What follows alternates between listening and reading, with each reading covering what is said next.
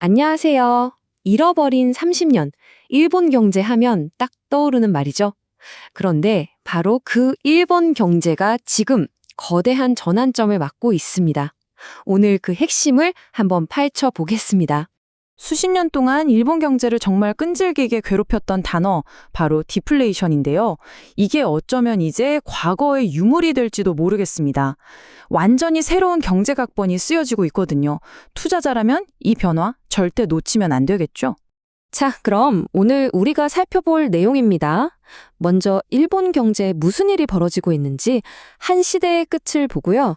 이에 대한 중앙은행의 새로운 게임 플랜, 그리고 가장 중요한 우리 투자자들을 위한 기회와 꼭 체크해야 할 리스크, 마지막으로 핵심 키워드까지 정리해 드릴게요. 첫 번째, 일본 한 시대의 끝입니다. 디플레이션에서 벗어나는 거대한 전환이죠. 이 변화가 얼마나 큰지부터 한번 감을 잡아보시죠. 일본은요, 물가가 계속 떨어지던 세상에서 이제 인플레이션이 새로운 표준, 그러니까 노무 인플레이션이 되는 시대로 넘어가고 있는 겁니다. 자, 이 두 그래프를 한번 보세요. 왼쪽이 과거, 오른쪽이 지금인데 차이가 정말 극명하죠? 수십 년간 거의 0에 머물던 인플레이션이 최근에 이렇게나 가파르게 치솟고 있습니다. 더 중요한 건 일본은행의 목표치인 2%를 무려 41개월 연속으로 넘고 있다는 거예요. 이건 그냥 잠깐 오르고 마는 게 아니라 뭔가 경제의 체질 자체가 바뀌고 있다는 아주 강력한 신호입니다. 아니, 근데 일본 물가 오른다는 얘기 사실 예전에도 몇 번 있었잖아요. 그럼 이번에는 도대체 뭐가 다른 걸까요? 바로 이겁니다. 선순환 구조. 예전과 다르게 임금 상승과 투자 증가라는 두 개의 엔진이 드디어 함께 돌기 시작했다는 거죠. 모든 이야기의 시작은 바로 임금입니다. 이 차트 보세요. 오랫동안 멈춰있던 명목 임금이 드디어 움직이기 시작했습니다. 거의 한 세대 만에 처음으로 일본 직장인들이 지갑이 두둑해지는 걸 느끼고 있다는 건데, 이게 당연히 소비로 이어지면서 경제 전체에 활력을 불어넣고 있는 거죠. 이 임금 상승세가 앞으로도 계속될 거라는 아주 구체적인 증거가 있습니다. 바로 춘투라고 불리는 일본의 봄철 임금 협상 결과인데요. 이 그래프를 보시면 임금 인상 요구율이 정말 가파르죠? 2020년엔 무려 5.94%를 요구했는데 이건 진짜 역사적인 수치거든요. 앞으로 소비와 물가가 계속 오를 거라는 아주 강력한 예고편이라고 볼 수 있습니다. 자, 직원들 월급이 오르니까 기업들도 움직이기 시작합니다. 물건 만들어봤자 안 팔리겠지 하던 그 수십 년 묵은 디플레이션 마인드를 드디어 버리는 거죠. 이 차트를 보시면 바로 확인되는데요. 기업들의 설비 투자, 즉 캐펙스가 과거 추세를 완전히 깨고 확 늘어나는 게 보입니다. 미래를 보고 돈을 쓰기 시작한 겁니다. 자, 이렇게 경제의 체질이 바뀌고 있으니 이제 이 변화를 공식적으로 인정하고 새로운 정책을 펼쳐야 할 곳이 있죠. 바로 중앙은행, 일본은행입니다.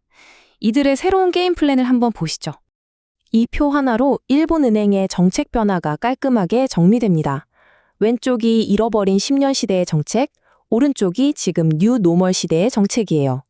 한마디로 마이너스 금리나 무제한 돈 풀기 같은 그동안의 모든 비정상적인 정책들을 이제 그만두고 정상으로 돌아가겠다는 겁니다.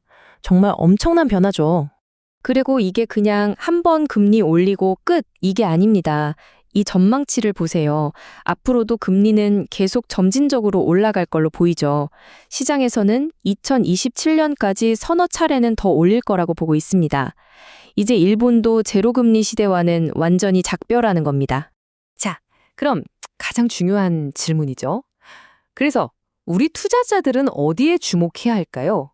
이렇게 경제 판도가 바뀌면 새로운 기회가 생기기 마련이거든요. 투자 지도를 함께 펼쳐보겠습니다. 어떤 분야가 유망할지 이 데이터가 힌트를 줍니다. 2026년부터 2030년까지의 예상 성장률인데요. IT, 기계, 그리고 금융 섹터가 눈에 띄죠. 딱 봐도 내수 소비가 살아나고 기업 투자가 늘어날 때 수혜를 보는 업종들입니다. 이런 곳에 기회가 있다는 거죠. 그리고 또 하나 정말 중요한 흐름이 있습니다. 바로 미니 머니 무브라는 건데요. 이게 뭐냐면 그동안 일본에 마땅히 투자할 곳이 없어서 해외로 나갔던 어마어마한 자금들이 있잖아요. 이 돈이 다시 일본으로 돌아올 수 있다는 겁니다. 이 자본이 돌아온다면 일본 주식이나 부동산 시장에는 정말 강력한 힘이 될 수 있겠죠. 물론 장밋빛 전망만 있는 건 아닙니다. 투자의 세계에선 항상 리스크를 함께 봐야겠죠. 방 안에 있는 곰, 즉 우리가 애써 외면하고 있을지도 모르는 핵심 리스크들을 한번 짚어보겠습니다. 가장 큰 리스크요? 바로 이 숫자입니다. 258%. 이게 뭐냐면 일본의 GDP 대비 정부 부채 비율인데요. 전 세계에서 거의 탑 클래스 수준으로 높습니다. 어마어마한 빚이죠. 그런데 이 엄청난 빚더미에도 불구하고 일본이 아직 버티는 이유가 있습니다. 그 빚을 대부분 외국인이 아니라 일본 국민이나 기관들이 들고 있다는 거예요. 이른바 빚잔치를 집안에서 하고 있는 셈이라 외부 충격에는 상대적으로 좀 안정적일 수 있다는 거죠. 하지만 문제는 이제 금리가 오른다는 겁니다. 금리가 오르면 이 엄청난 빚에 대한 이자 부담도 눈덩이처럼 불어나겠죠.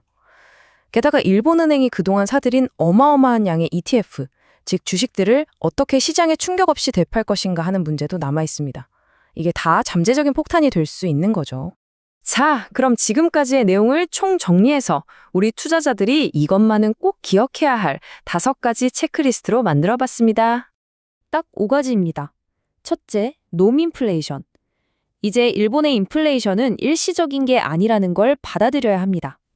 둘째, 임금 물가 선순환 고리가 계속 잘 돌아가는지 지켜봐야 하고요. 셋째, 일본은행이 점진적으로 돈줄을 죄는 방향으로 가고 있다는 걸 이해해야 합니다. 넷째, 해외로 나갔던 돈이 일본으로 돌아오는 엔화 자산의 부활 흐름을 포착해야 하고요. 마지막으로 5째, 언제 터질지 모르는 정부 부채 문제는 항상 리스크로 안고 가야 합니다. 이 5가지만 기억하셔도 큰 흐름을 놓치지 않을 겁니다.